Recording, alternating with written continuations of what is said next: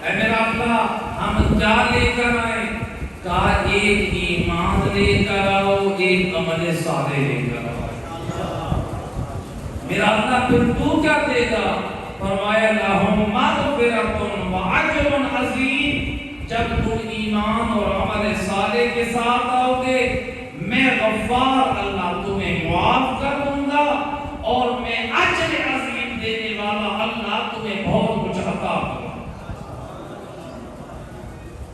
لیکن شرط کیا ہے؟ کیا ہو؟ دو چیزیں ہمارے دامن میں، ایک کا نام کیا ہے، دوسرے کا نام ہمارے صالح۔ ایمان کسے کہتے ہیں؟ ایمان کس کو کہتے ہیں؟ علماء شیعہ نے بے اتفاق، علماء اہل سنت کے بڑے مفسر قرآن علامہ زمخشری اپنی تفسیر الکشاف میں سید الرسل کا قول نقل کرتے ہیں کہ سید الرسل فرماتے ہیں جب بھی پورے قرآن میں خطاب ہو اے ایمان والو، اس سے اللہ یہ کہنا چاہ رہا ہے اے علی والو۔ اللہ اس سے اللہ کیا کہنا چاہ رہا ہے؟ اے علی والو۔ گویا خوش نصیب ہے اے علی والا، اللہ نے تجھے اس لائق سمجھا ہے کہ قرآن میں تجھ سے ہم کلام ہو رہا ہے، تو اس لائق ہے۔ گویا اگر میں الفاظ بدلوں، اللہ یہ کہنا چاہ رہا ہے جس کے دل میں نور ولایت علی نہیں ہے وہ اس لائق نہیں ہے، میں اللہ ان سے مغفرت اور اجر عظیم کا وعدہ کروں۔ اللہ کا وعدہ فقط علی والوں کے، کیا فقط علی والا، کیا فقط علی کا ماننے والا، کیا فقط علی کا حبدار؟ نہ میرا دوست، قرآن نے آواز دی او علی والا، فقط تیرا دعویٰ تیری کامیابی کے لیے کافی نہیں ہے بلکہ ساتھ میں عمل صالح۔ تو اگر قرآن کا ترجمہ میں اس انداز میں کروں، اللہ فرما رہا ہے اے علی والو، کردار علی کے ساتھ تم آؤ، تمہاری مغفرت اور اجر عظیم کی ضمانت میں اللہ دے گا۔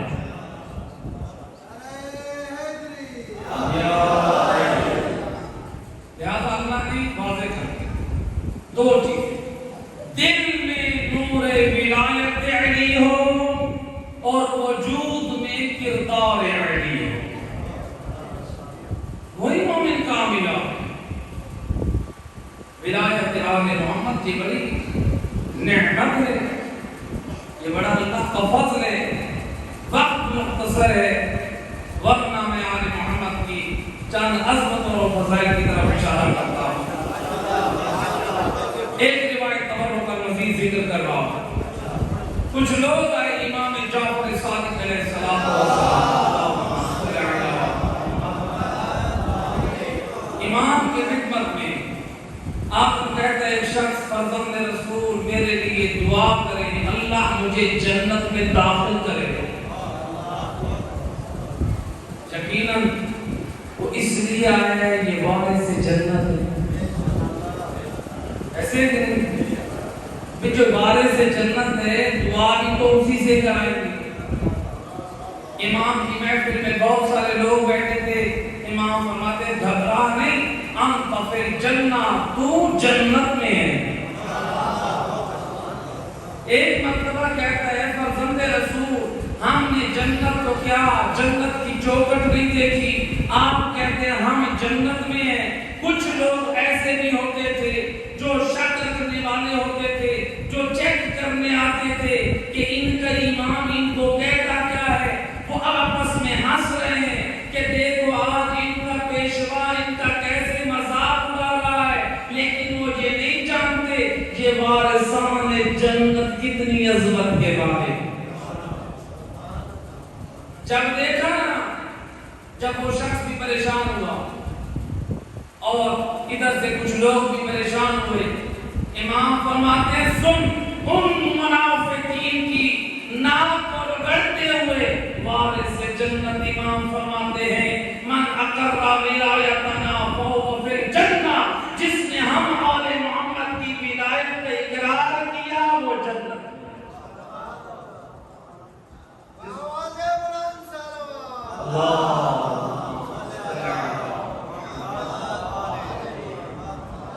वो जन्नत में ये विलायत जिसने भी पेश की गई है और जिसने कबूल किया अल्लाह ने उसको शर्फ बख्शा।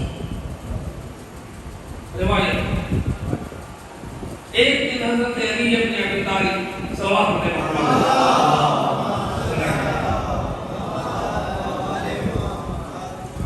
विलायत ये जरूरी है। विलायत के माना को समझिए। विलायत नाम क्या है? विलायत इतनी अहम है कि अगर रसूल भी ऐलान विलायत न करें तो दीन मुकम्मल नहीं होता। इसलिए रिवायत है कि सैयद रसूल फरमाते हैं जब मैं मेराज पर गया तो मेरी अंबिया से मुलाकात हुई, अंबिया से पूछा, गुफ्तगू हुई। उन्होंने कहा या नबी अल्लाह, हमें उस वक्त तक मनसबे नबूवत न मिला जब तक आपकी नबूवत का और अली की विलायत का इकरार न कर लिया। आवाज़े बुलंद सल्लल्लाहु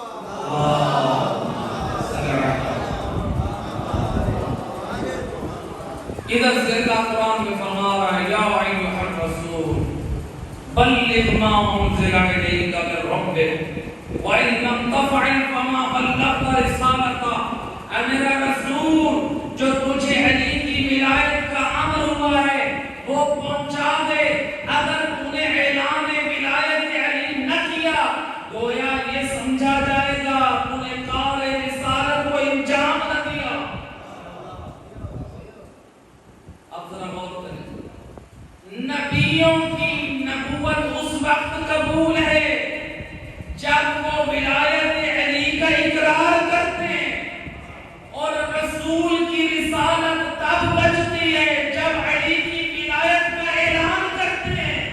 आज किसी मुसलमान का इस्लाम कैसे मुकम्मल हो सकता है बगैर इकरार विलायत अली के?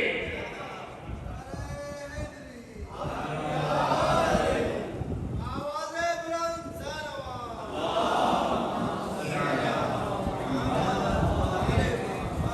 ये ईमान ये जरूरी है। पहली चीज है ईमान और दूसरी चीज है अमल सालेह। एक रिवायत है सैयद रसूल की जुबानी अपनी उम्मत तक अमल सालेह का पैगाम पहुंचा। रिवायत है एक दिन रसूलुल्लाह की मुलाकात हुई शैतान से। देखा शैतान बड़ा कमजोर है, बड़ा ज़ईफ है। रसूलुल्लाह कहते हैं शैतान आज बड़ा कमजोर है, कमर झुकी हुई है। कहते या नबी अल्लाह, आपकी उम्मत के 6 काम ऐसे हैं जिससे मेरी कमर भी टूट जाती है और मेरा काम भी नहीं चलता। अब वो कौन से काम है? कहा वो 6 अमल सालेह। शैतान कह रहा है वो 6 अमल सालेह जिससे मेरी कमर टूट जाती है, मेरा बस नहीं चलता। रसूल फरमाते हैं शैतान बता वो पहला कौन सा अमल सालेह है जिससे तेरी कमर टूट जाती है? इस मजलिस में आए हैं तो ये 6 चीजें आज लेकर जानी है और अमल भी करना।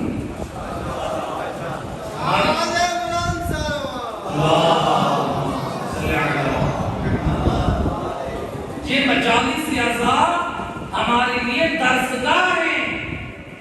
और मेरा दोस्त अगर इन मजालिस आज़ाद में आले मोहम्मद की तालीमात और किरदार को पेश न किया जाए, अगर इन मजलिसों में हम अपने बच्चों और जवानों की तरबियत न करें तो कायनात की कोई ऐसी दर्सगाह नहीं है जहां हमारी नस्लों की तरबियत हो। यही वो मजालिस है जो सच्चा है करबला वालों की शहादत का। अल्लाह के रसूल ने जब पूछा तो शैतान कहते जा नबी अल्लाह, पहला अमल है जब कोई काम की ابتدا کرتا ہے اور کہتا ہے بسم اللہ الرحمن الرحیم، میری کمر ٹوٹ۔ ہر کام کی ابتدا کس سے کریں؟ بسم اللہ الرحمن الرحیم۔ حضرت ابراہیم کو آگ میں ڈالا جا رہا تھا، جب آگ میں چلے گئے، آگ گلزار، نمرود کی بیٹی نے یہ منظر دیکھا، وہ حیران بھی ہوئی، پریشان، تھوڑا قریب ہوئی، آگ اتنی تیز تھی جو 6 ماہ پہلے جلائی گئی تھی، اس آگ کے اوپر سے پرندہ پرواز کرتا تو جل کے گر جاتا، اور حضرت ابراہیم کو منجلید کے ذریعے پھینکا گیا۔ نمرود کی بیٹی قریب سے قریب گئی، اس نے کہا اے ابراہیم، کون سی طاقت ہے جس نے تیرے لیے آگ کو ٹھنڈا کر دیا؟ اللہ نے اس کی آواز کو پہنچایا۔ ابراہیم نبی کہتے ہیں اے بنت نمرود، اللہ کی ذات واحد ہے جس پر ایمان لانے کے بعد جب میں آگ میں آ رہا تھا، میں نے زبان پر پڑھا بسم اللہ الرحمن الرحیم، اللہ نے اس کی برکت سے آگ کو گلزار کر دیا۔ بنت نمرود کہتی ہے میں بسم اللہ پڑھ کر آ جاؤں؟ ابراہیم نبی کہتے ہیں نام، پہلے میرے اللہ پر ایمان لیا، پھر مجھے بسم اللہ الرحمن الرحیم فائدہ دے گا۔ معلوم ہوا اعمال تب قبول ہوں گے جب عقیدہ توحید صحیح ہوگا۔ صرف ذکر پڑھنا، قرآن پڑھنا کافی نہیں ہے، پہلے اللہ کو اللہ مانے، ویسے مانے جیسے علی نے سمجھایا ہے، جیسے علی مولا نے سمجھایا ہے۔ اللہ کو ویسے اللہ مان، اپنی مرضی سے اللہ نہ مان۔ علی کی معرفت علی کرا سکتا ہے، تو اور میں نہیں۔ ہم علی کے کلام سے معرفت کرا سکتے ہیں۔ ایک صلوات پڑھتے ہیں محمد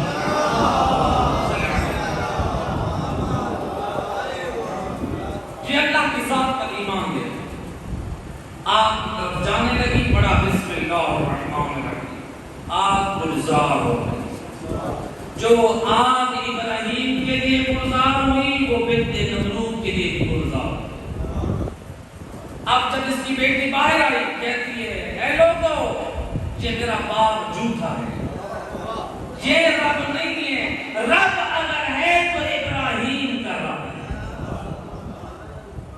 ابراہیم کا رب ہے۔ نمرود نے جلاد کو حکم دیا اے جلاد، اگرچہ یہ میری بیٹی ہے، اس کے بدن پر کوڑے مار۔ جب وہ آگے بڑھ کر کوڑے مارنے لگا، اللہ کی طرف سے آواز آئی اے جبرائیل، ہے تو میرے دشمن کی بیٹی، لیکن مجھ پر ایمان لانے کے بعد مجھے رحمان اور رحیم کہہ رہی ہے، بھلا یہ کیسے ہو سکتا ہے؟ میں اس کو دشمنوں میں چھوڑ دوں، میں اسے دشمنوں میں چھوڑ دوں؟ جبرائیل امین نے چوتھے آسمان جہاں حضرت آسیہ تھی، وہاں پر اس بیوی کو بھی پہنچا دیا۔ گویا بسم اللہ کی برکت سے بنت نمرود کو ہدایت و نجات ملی، اور ابراہیم نبی کے لیے آگ گلزار بنا۔ یہ بسم اللہ کی برکت ہے، اپنی زندگی میں شامل کریں بسم اللہ۔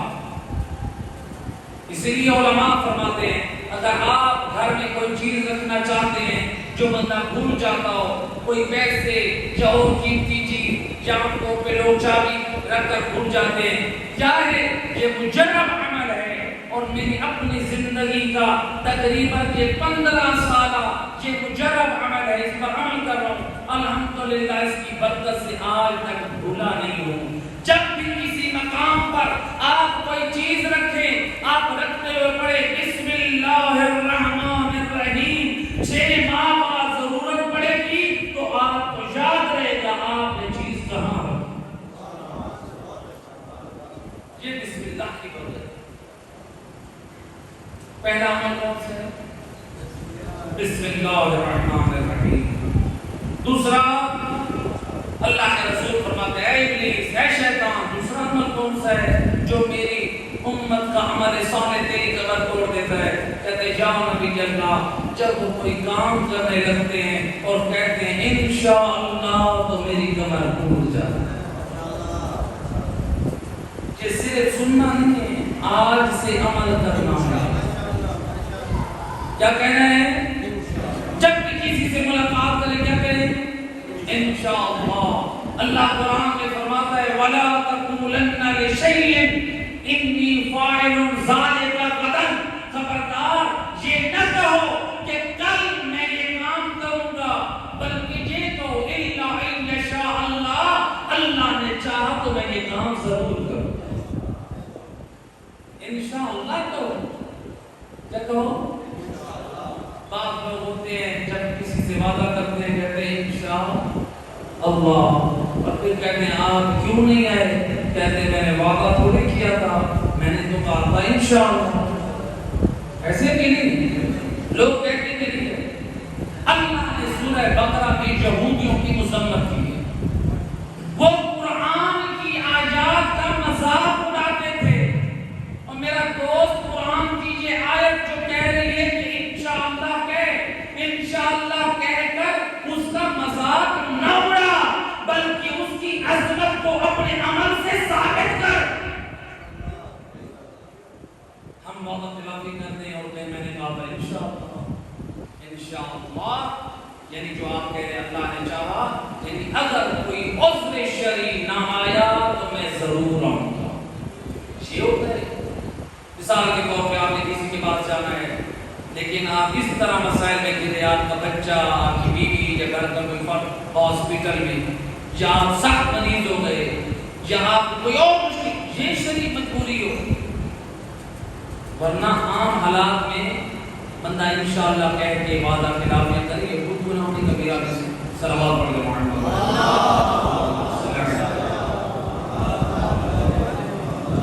کتنے عمل ہو گئے؟ پہلا عمل، دوسرا عمل، تیسرا عمل۔ سید الرسول فرماتے ہیں جو شخص، رسول اللہ فرماتے ہیں شیطان تیسرا عمل کون سا ہے؟ کہا یا نبی اللہ، جب کوئی آپ کا کلمہ ہو استغفار پڑھتا ہے، کہتے ہیں استغفر اللہ ربی واتوب الیہ، میری کمر ٹوٹ جاتی ہے۔ استغفار، اس سے شیطان کی کمر ٹوٹ جاتی ہے۔ امام علی فرماتے ہیں، او علی حیدر کرام کے چاہنے والوں، امام فرماتے ہیں اگر چاہتے ہو تمہارے گناہ بخشے جائیں اور تمہاری روزی بڑھ جائے تو کثرت سے استغفار کیا۔ استغفر اللہ ربی واتوب الیہ، روایت ہے رسول اللہ روزانہ 100 مرتبہ پڑھتے تھے استغفر اللہ ربی واتوب الیہ۔ کتنی مرتبہ؟ ہم سب کا عقیدہ ہے نبی معصوم ہوتا ہے، ایسے امام کیا ہوتے ہیں؟ معصوم ہوتے، معصوم سے تو گناہ ہوتا نہیں، پھر یہ استغفار کیوں کرتے تھے؟ پھر جب نبی اور امام گناہگار نہیں ہیں تو استغفار کیوں کرتے ہیں؟ جو آج بعض لوگ اعتراض کرتے ہیں ہم نہیں مانتے، یہ دعائے کمیل علی ابن ابی طالب کی دعاؤں میں سے ہے، یہ تو مشتمل ہے استغفار پر۔ ہم نے کب کہا یا نعوذ باللہ علی گناہ کرتے تھے؟ وہ تو پاک کردار کے مالک تھے۔ معصوم تو وہ ہوتا ہے جو گناہ کو کجا گناہ کے بارے میں سوچتا نہیں، لیکن یہ استغفار مقام عجز ہے، مقام تواضع پہ نبی اور امام اللہ کی بارگاہ میں یہ استغفار کرتے ہیں، گویا اے اللہ جو تیرا حق کے بندگی تھا وہ ہم ادا نہ کر سکے۔ مقام انکساری تھے۔ مثال کے طور پہ آپ لوگ کتنے معاشرے کے بڑے لوگ ہوتے ہیں، وہ خود بڑے ہوتے ہیں اور کوئی ان کی زیادہ عزت افزائی کرے تو وہ خود کیا کہتے ہیں؟ ہم تو کچھ ایسے نہیں. کوئی بڑا آدمی ہے مثال کے طور پہ غرور اور تکبر نہ رکھتا ہو, کوئی غریب اس کے دروازے پہ چلا جائے اور وہ اس کی خدمت کرے تو یہ جی آپ کا بڑا من ہے, آپ نے بڑی خدمت کی ہے, اللہ آپ کو جزا دے. وہ کیا کہتا ہے؟ میں تو کچھ نہیں ہوں, یہ سب میرے رب کی طرف سے. لیکن دنیا ساری اس کو بڑا کہہ رہی ہے. اسی طرح محمد والے محمد بھی یہی سمجھا رہے ہیں, ہم جتنی بھی عظمت کے مالک ہیں, ہے تو ہمارا خالق اللہ, ہے تو ہمارا مالک اللہ, ہے تو ہمارا رازق اللہ. یہ مقام ہے. اسی لیے امام علی نقی علیہ الصلوۃ والسلام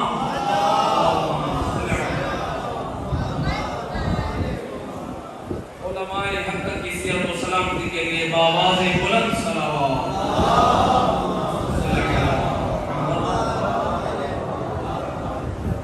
تو لہذا امام کی حدیث سنا, امام علی نقی علیہ الصلوۃ والسلام کیا فرماتے ہیں؟ امام آیا ایک شخص امام علی نقی علیہ الصلوۃ والسلام کی خدمت میں آ کر کہتا ہے, فرزند رسول مجھے کوئی ایسا عمل بتائیں دنیا میں آپ کے ساتھ رہوں اور آخرت میں کامیابی کے ساتھ آپ کے ساتھ معشور ہو جاؤں. کیا آپ میں سے ہر ایک کی تمنا ہے کہ نہیں؟ ہر شخص یہ چاہتا ہے کہ نہیں چاہتا؟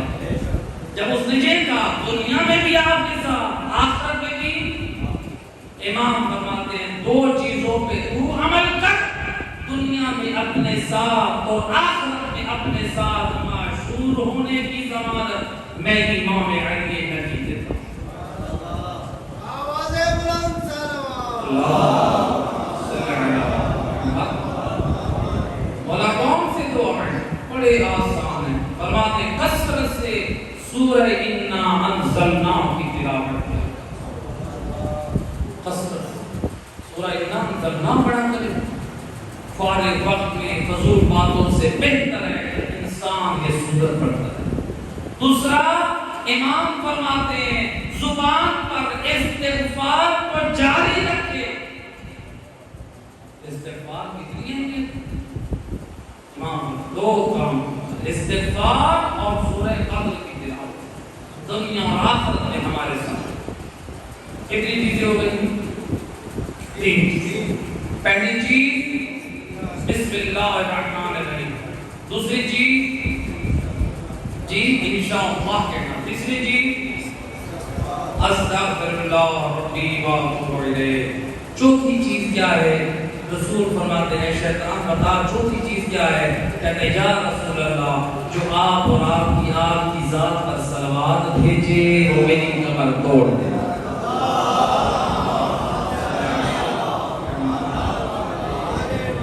وہ میری کمر توڑ دیتا ہے. صلوات پڑھنا اتنا باعظمت عمل ہے. ہم سب کی ماں کون ہے؟ حضرت حوا ہے. کتنی عظمت اور معرفت رکھتی تھی محمد اور محمد کی. پوچھا گیا مولا, جب صادق عالم محمد سے پوچھا گیا اے فرزند رسول اماں حوا نے بابا آدم سے کیا حق مانگا تھا؟ کہا بیوی نے کہا تھا یا نبی اللہ میرا حق مار یہ ہے آپ محمد و آل محمد کی ذات پہ صلوات بھیج دیں.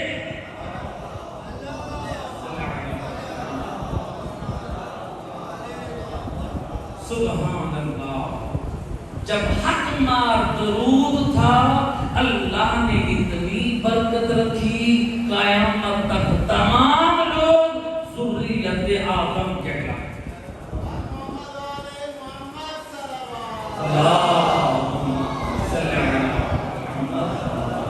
درود کی عظمت. روایت ایک دن علی مولا اور رسول اللہ ایک باغ میں بیٹھے ہیں, سبزے والی جگہ پہ شہد ہوتی ہے, باغ میں بیٹھے نبی اور علی مولا. جو نبی کا طواف کر رہے ہیں۔ علی مولا دیکھ کر کہتے ہیں یا رسول اللہ یہ شہد کی مکھی آپ کا طواف کیوں کر رہی ہے؟ فرماتے ہیں یا علی آج کہتی ہے یا رسول اللہ آپ مہمان بنے میں میزبان۔ اللہ آپ مہمان بنے میں میزبان ہوں۔ پھر یہ بھی اہل بیت کی معرفت رکھتے تھے۔ رسول اللہ کو دعوت دینے آئی، کہتی یا علی جاؤ، کہتی ہے شہد کی مکھیوں کا جو چھتا تھا شہد کا وہ تیار ہو چکا ہے، اے علی جاؤ ان کی شہد کا وہ چھتا اتار کے لے آؤ۔ اب روایت شہد کی مکھی ذرا چوڑا ہو کے چل رہی ہے اور ساتھ میں علی حیدر کرار کا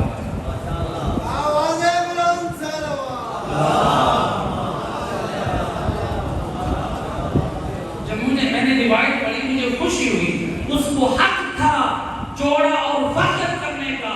جب دنیا والوں کے سامنے کوئی ایم آ جائے تو وہ چوڑے ہو جاتے ہیں، لیکن یہ تو وہ ہستی ہے جو اللہ کی طرف سے بنایا ہوا وزیر ہے،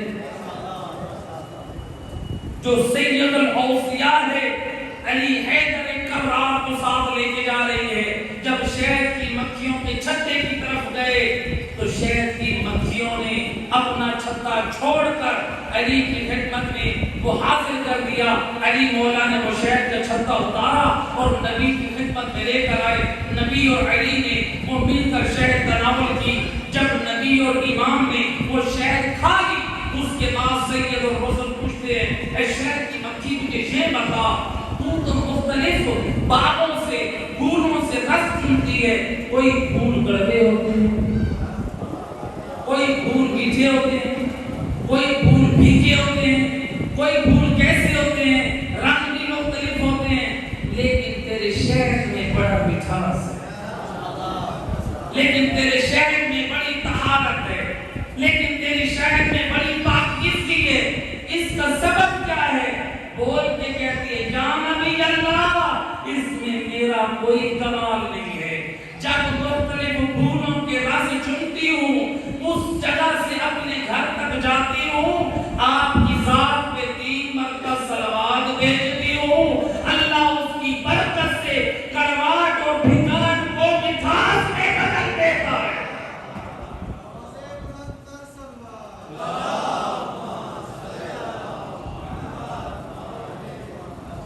اب میرا سوال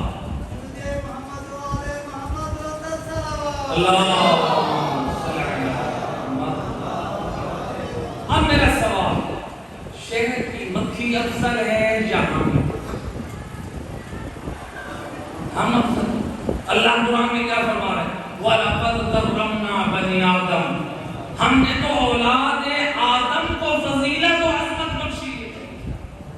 تمام مخلوقات سے کون افضل ہے؟ انسان افضل ہے۔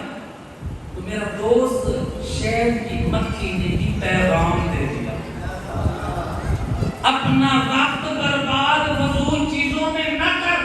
اگر شہد کی مکھی محمد و آل محمد کی ذات میں صلوات بھیجے تو اس کے تلخ اور کڑوے اور پھیکے رس میں مٹھاس آ سکتا ہے، اور جس کے دل میں نور ولایت آل محمد ہو، اس کی زبان پر صلوات ہو، اللہ جانے زندگی کی کتنی تلخیاں مٹھاس میں بدل جائیں۔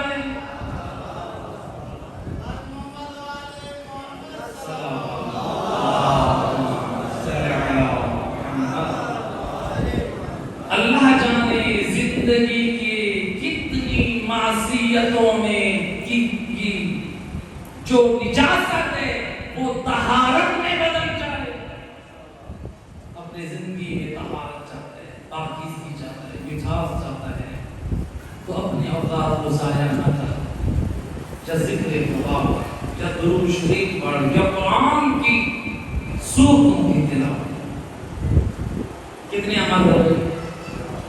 پہلا عمل، دوسرا عمل، تیسرا عمل، چوتھا عمل صلی اللہ محمد، پانچواں عمل رسول اللہ فرماتے ہیں شیطان بتا تیری دولت توڑنے والا کون سا ہے؟ کہتے ہیں یا نبی اللہ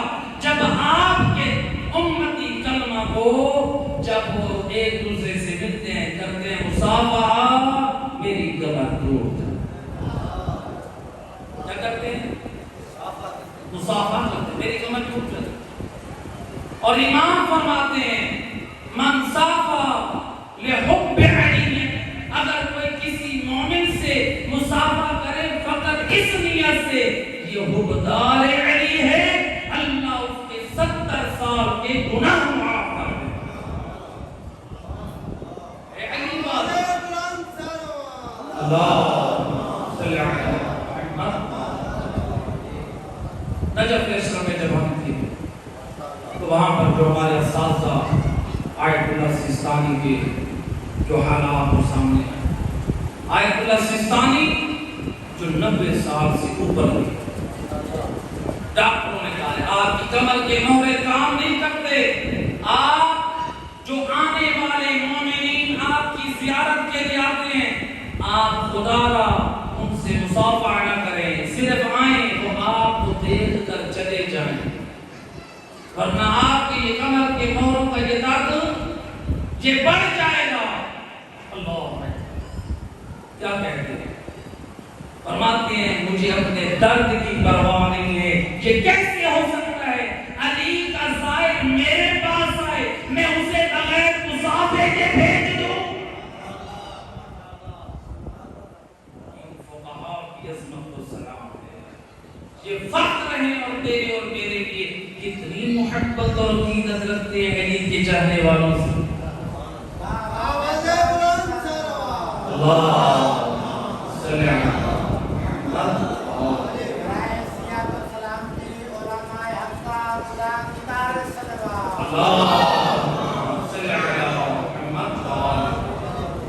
آخری سید رسول فرماتے ہیں شیطان بتا چھٹا عمل کون سا جس سے تیری کمر ٹوٹتی ہے کہتے جام علی جلدہ چھٹا عمل صالح جس سے میری کمر ٹوٹتی ہے جب آپ کے دو چاہنے والے ملتے ہیں تو پہلے کہتے ہیں السلام علیکم ورحمۃ اللہ کیا کہتے ہیں السلام ابھی آپ لوگوں نے حدیث کے ساتھ سنی سنتے رہتے ہیں کہ محفلوں میں پڑھتے نہیں پڑھتے ہیں کبھی اپنے علماء کو کہا کریں حدیث کے ساتھ کا ترجمہ سنا پتہ تو چلے حدیث کے سامنے ہے کیا پنجتن پاک جب ایک دوسرے سے ملاقات کرتے ہیں حدیث کے سامنے تو کیا کہتے ہیں پہلے السلام علیکم گویا معلوم ہوا حدیث کسان نے سمجھایا کہ پنجتن پاک کے نزدیک سلام سے بڑھ کر کوئی اور طریقہ نہیں ہے میرے اور تیرے بنائے ہوئے بڑے طریقے ہیں آل محمد کی نگاہ میں جو لائق تعظیم ہے وہ فقط ایک طریقہ ہے اور اس کا نام کیا ہے السلام علیکم قرآن بھی تو پڑھتے ہیں اللہ قرآن میں کیا فرماتا ہے جنتی جب ملاقات کریں گے نا جب وہ ملائکہ انہیں کہیں گے جب جنتی ایک دوسرے کو کیا کہیں گے سلام علیکم جنتی لوگ ایک دوسرے پر سلام کریں گے یا فرشتے جنتیوں پہ سلام کریں گے گویا معلوم ہوا قرآن اور پنجتن پاک کے کردار نے بتایا آداب میں جو بہترین طریقہ ہے وہ ہے السلام علیکم اس سے کوئی اور طریقہ حاصل نہیں ہے مولا علی کیا فرماتے امام علی ابن ابی طالب علیہ السلام امام فرماتے ہیں جو بندہ سلام کرتا ہے امام فرماتے ہیں سلام کی 70 نیکی کتنی نیکی ہیں امام فرماتے ہیں سلام کرنے والے کو 69 نیکیوں کا ثواب ملتا ہے 69 نیکی اور جواب دینے والے کو ایک نیکی کا ثواب ملتا ہے سلام کرنا کیا ہے مستحب سلام کرنا کیا ہے مستحب ہوتا ہے جو واجب نہیں اگر کریں گے تو ثواب ہے سلام مستحب ہے، جواب دینا کیا ہے؟ واجب ہے۔ بھئی واجب کا ثواب کم کیوں؟ مستحب کا ثواب زیادہ کیوں؟ جواب ملا مستحب کا ثواب اس لیے زیادہ ہے کیونکہ جو سلام کرنے والا ہے وہ اپنی میں کو ختم کرتا ہے، اور جو جواب دیتا ہے وہ تو واجب ہے، وہ میں کو ختم نہیں کر رہا۔ اگر جواب نہ دے گا تو گناہگار ٹھہرے گا، جو ابتدا کر رہا ہے وہ گناہگار نہیں ہے، وہ میں کو ختم کر کے سنت نبوی پہ عمل کر رہا ہے۔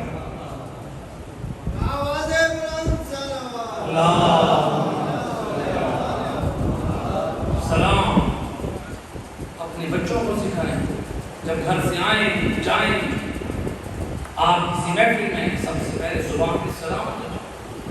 آخری روایتوں میں مسائل سید الرسول کے اخلاق میں تھا، چھوٹے بچے کو بھی دیکھتے تو کہتے السلام علیکم۔ رسول نے یہ زیادہ دین اپنے کردار سے ملا۔ روایت میں ایک دن سید الرسول مدینے کی گلیوں اور کوچوں میں آ رہے ہیں، ساتھ میں اصحاب ہیں۔ ایک چوک میں، ایک محلے کا چوک ہے، اس چوک میں کچھ بچے کھیل رہے ہیں۔ ان بچوں میں سے ایک بچہ رسول کے اخلاق سے واقف ہے، رسول سلام نے پہل کر۔ یہ ماں باپ کی تربیت ہوتی ہے۔ بچہ کیا کیا بچے نے؟ رسول سامنے سے آ رہے ہیں اپنے اصحاب کے ساتھ، بچے یہاں کھیل رہے ہیں۔ بچے نے نبی کو دیکھا، ساتھ والی گلی میں چھپ گیا۔ کیوں؟ نبی آئیں گے، آج پہلے میں سلام کروں، قربان جاؤں۔ یہ ماں باپ کی تربیت کا اثر ہے۔ جب رسول اللہ قریب آئے، بچہ بھاگتا ہوا گلی سے باہر آ کے کہتا ہے السلام علیکم یا نبی اللہ، اللہ کا نبی میرا آپ پہ سلام۔ جب اس بچے نے جب سلام کیا، نبی کا کلیجہ ٹھنڈا پڑ گیا۔ رحمت للعالمین نے اپنے ہاتھوں میں اس کے سر پہ رکھا۔ بعض روایتوں میں ملتا ہے نبی اسی ریت کی تھیلی پہ بیٹھے اس بچے کو اپنی گود میں بٹھا لیا۔ اب جب اور بچوں نے دیکھا نبی اس بچے کے ساتھ ہیں، اصحاب ٹھہرے ہیں، وہ جو بچے کھیل رہے تھے وہ بھی دوڑتے، کوئی آ کے کہتے السلام علیکم یا رسول اللہ، السلام علیکم یا حبیب اللہ۔ ان بچوں کی آواز گھروں میں پہنچی۔ 1400 سال پہلے کا زمانہ، مدینہ شہر ہے، چھوٹی چھوٹی دیواریں ہیں، لوگوں کے گھروں میں بچوں کی آواز پہنچی کہ یہ نبی کو سلام کر رہے ہیں۔ محلے والے سمجھ گئے آج رحمت للعالمین ہمارے محلے میں آ چکی ہے۔ لوگ مرد و زن ان گلی اور کوچوں میں جمع ہونے لگے۔ جب لوگوں کا رش ہو گیا، سید الرسول نے اس بچے کی طرف دیکھ کے فرمایا اے بچے مجھے یہ بتا تیری نگاہ میں رتبہ اللہ کا بلند ہے یا مصطفیٰ؟ کہتا ہے بے ابی انت و امی، میرے ماں باپ آپ کے قربان، پہلے ذات الہی ہے پھر ذات مصطفیٰ۔ رسول کا کلیجہ ٹھنڈا ہو گیا کہ وہ اللہ کی معرفت کرتے ہیں۔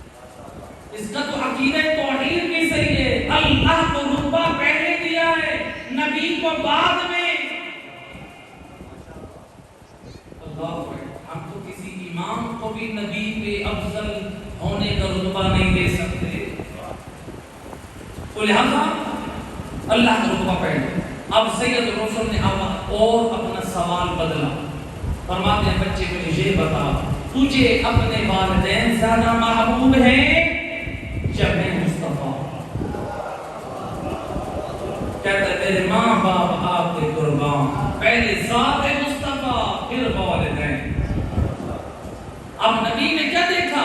اس کے دامن میں اخلاق بھی ہے جو پہلے سلام کرتا، اس کا عقیدہ بھی صحیح ہے جو توحید اور نبوت کی تعظیم کر رہا ہے، والدین کا بھی احترام کر رہا ہے۔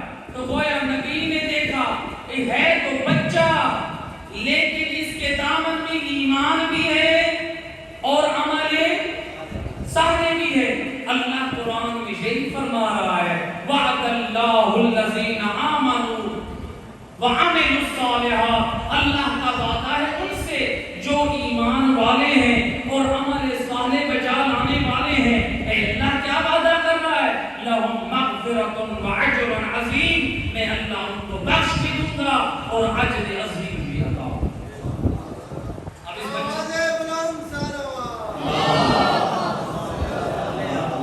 اب اس بچے کے دامن میں دو چیز، ایمان بھی ہے، عمل صالح بھی ہے. جب رسول نے یہ دیکھا نا، رسول نے یہ نہیں دیکھا یہ بچہ ہے، رسول نے دیکھا ایمان اور عمل صالح ہے. لوگوں کی طرف دیکھ کے فرماتے ایھا الناس کونوا مثل ھذا الصبی. اے لوگوں اس بچے کی مانند بن جاؤ. کس کی مانند بن جاؤ؟ تاریخ کہتی ہے کہ کوئی عام بچہ نہ تھا، اس بچے کا نام تھا حبیب ابن مظاہر. ایک صلوات پڑھتے ہیں محمد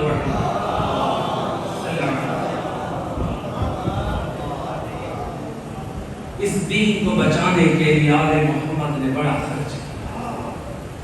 اجرکم علی اللہ عزت.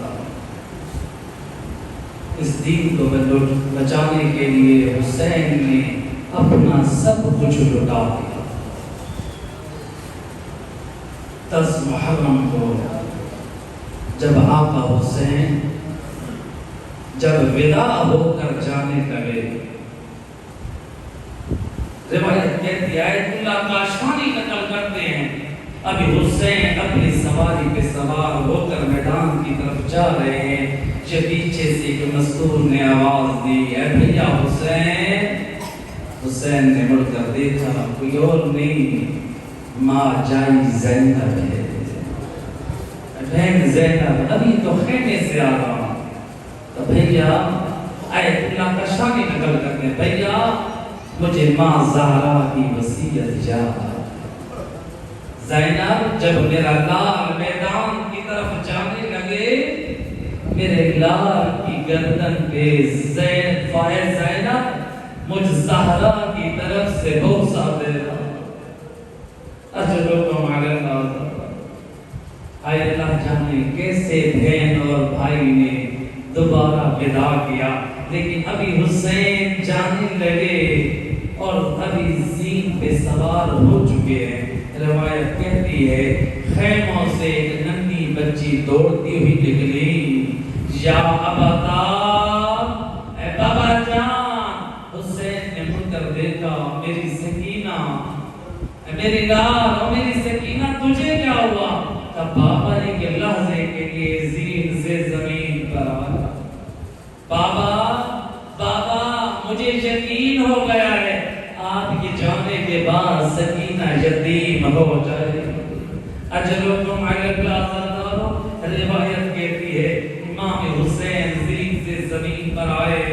امام نے اپنی گود میں جناب سکینہ کو بٹھایا. کبھی سر پہ ہاتھ پھیرتے ہیں تو کبھی آپ بوسے دیتے ہیں اور ننھی سکینہ رو کر کہتی ہے بابا مجھ سے تو ایسے پیار کر رہے ہیں جیسے یتیموں کے ساتھ. میں عرض کروں گا آقا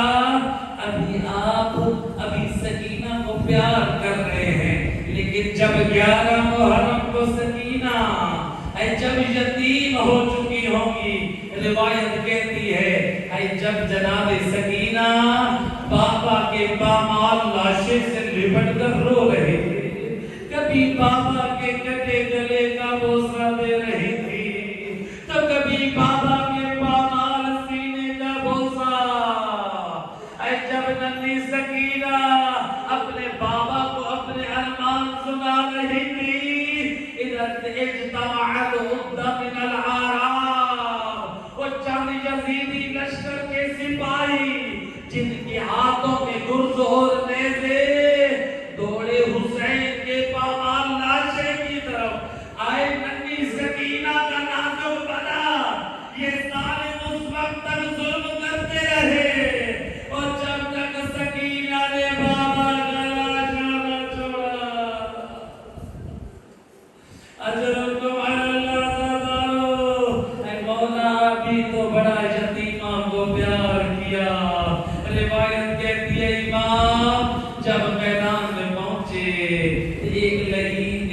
ایسا پتھر مارا جو حسین مظلوم کی پیشانی پہ لگا، یا خون کا فوارہ جاری ہوا۔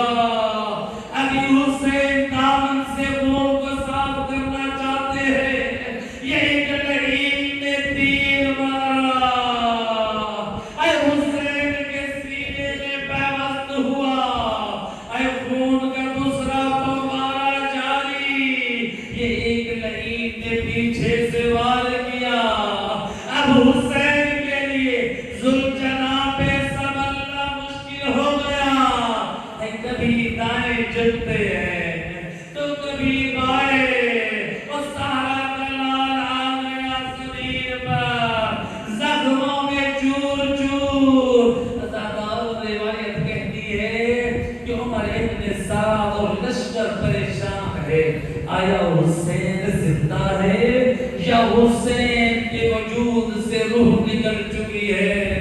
لیکن یہ عمر ابن سعد مزاج حسینی سے واقف تھا، اپنے لشکر کو کہتے ہیں گھبراؤ نہیں، تم اپنے گھوڑوں کا رخ علی و بطول کی بیٹی کے خیموں کی طرف کرو، اگر حسین زندہ ہوگا تو جواب کے لیے کھڑا ہو جائے گا۔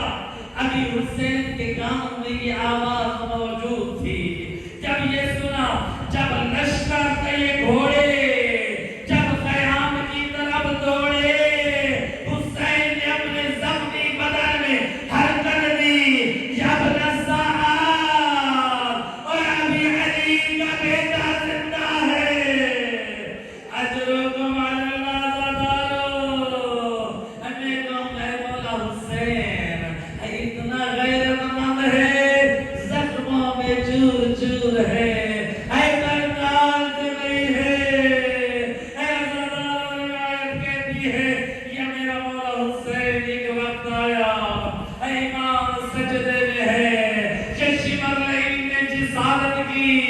روایت کہتی ہے وَجَلَسَ الشِّمْرَ عَلَى صَدْرِ الْحُسَيْنِ، وَالشِّمْرَ لَعِن جھوٹوں سویر اور سینہ حسین پر چڑھ بیٹھا، وقت اتنی جسارت نہ کی، ہے آج قرآن پر شمر بیٹھا ہے۔